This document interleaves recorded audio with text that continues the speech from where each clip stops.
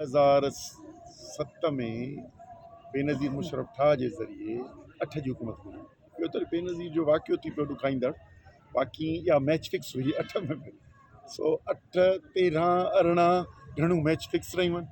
उनजो नतीजो छा निकितो? नतीजो इहो निकितो आहे त मुल्क जो ॾेवालो निकितल आहे, मईशत तबाह आहे, सियासी इस्तेहकाम नाहे मुल्क ई त कोन्हे, ऐं बॉर्डर्स ते जेको आहे सो टेंशन आहे, मुल्क में दहशतगर्दी जा ख़तरा आहिनि।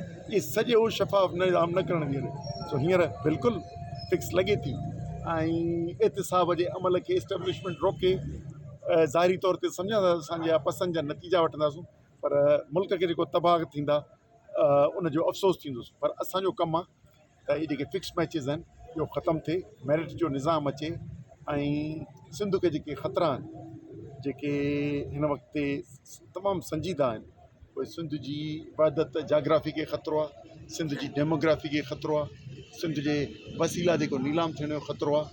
हिकु ॿ जेके बेमान हुकुमरान अचनि था त आम माण्हूअ जी महांगाई थिए थी, उहो बेरोज़गारी थिए थी, इंतिहाई गैर यकीनी कैफ़ियतम थो गुज़ारे, केरु लाक़ानूनीत उरूज ते आहे। इन सभिनी खे केरु ठीकु कंदो?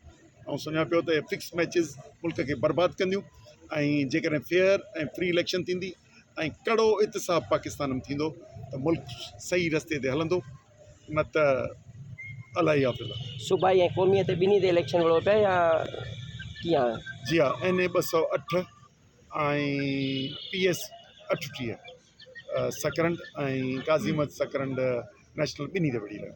अच्छा, जेको इस्लामाबाद में जेको मानू डॉक्टर ऐं जेके बलोच न्याणियूं आहिनि उन्हनि ते तशदुद थिया, उन हवाले सां तव्हां छा चवंदव? सो पुरम सियासत ते जेकॾहिं रियासती या पुलिस जा इदारा तशदुद कंदा त पुरम सियासत ख़तमु थींदी, पुरतशदुद सियासत जे तरफ़ रुझान वधंदो।